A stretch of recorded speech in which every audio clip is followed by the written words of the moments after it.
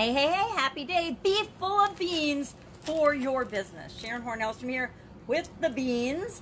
And I want to talk about the idiom today and share with you my aha moments and discoveries about this particular expression today.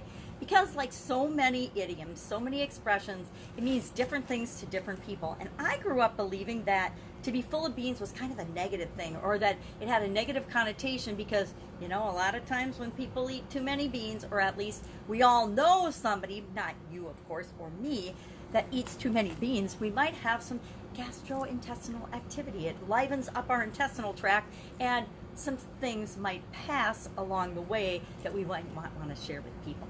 Now, it's really funny because they actually used to feed beans to racehorses before races to make them be more spirited, more lively, to give them more energy so that they would do a better job performing in races.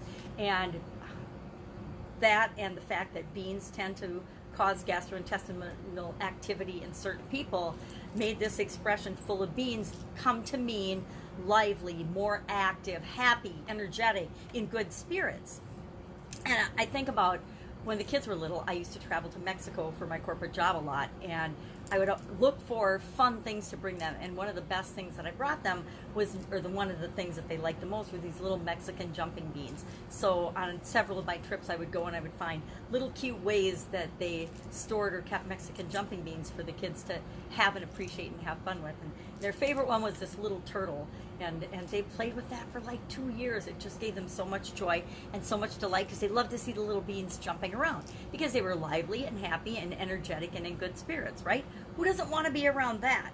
And so what the heck does this have to do with your business? How can being full of beans be good for your business, especially during a pandemic? You're like, Sharon, why would I want to think about being full of beans during this trying, serious, terrible crisis time of our lives? Well, because what's the alternative, right?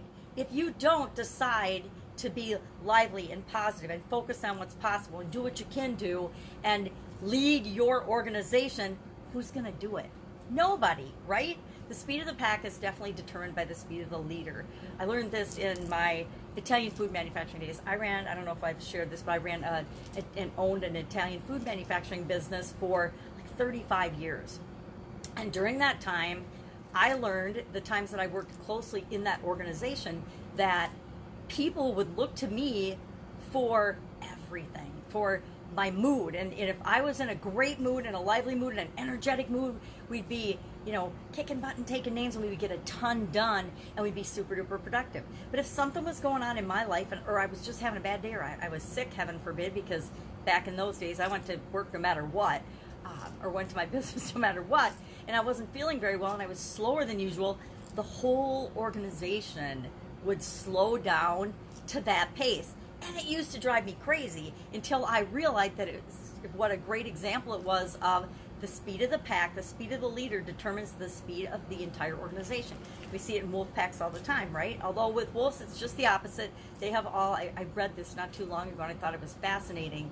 In order to take care of everyone, very socialistic approach, they would have the older sick wolves be in the front and then everybody else would be behind them. And so the speed of the pack was determined by the slowest, weakest link of the organization or of that group.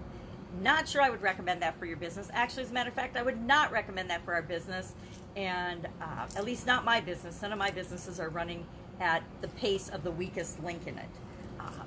So I guess I went off the track with that one. But we want to find ways as the leader to find things to celebrate, because even in times of trouble, times of challenge, actually those are the times we need to find things to celebrate even more. We need to find the things that are working. We need to focus on what we can do, focus on the things that we can impact and that are working. And we can find new problems to solve. We can do different initiatives. We can make sure that we're asking ourselves the questions that we never have time to ask ourselves otherwise, and that we're continuously improving and moving in the direction we want our business to go. There's a lot of times in our life when we need to make priority shifts and changes in our businesses, but we're so busy in the day-to-day action and running of those businesses that we make that excuse that we're too busy running the business, working in it, to actually work on it. And there's the gift of change and time, and on a global basis we all have the excuse to stop into our tracks for a couple of seconds and say, whoa, hold the phone.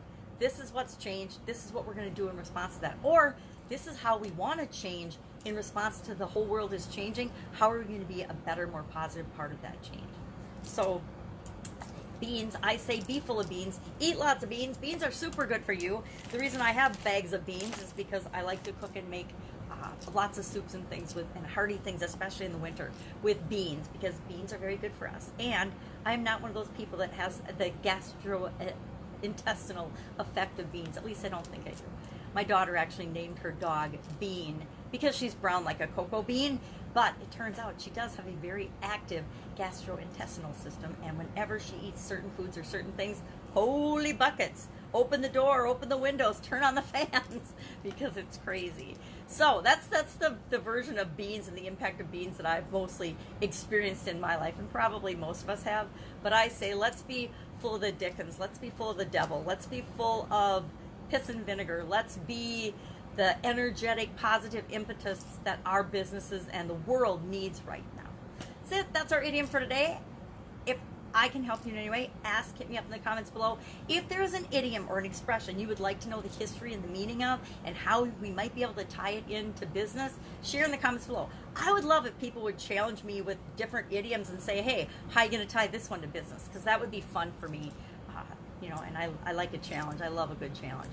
All right, that's it. Have an awesome day, and I will, of course, see you tomorrow with another interesting idiom. What does it mean? Where does it come from? And how might you apply it to your business right now? Take care.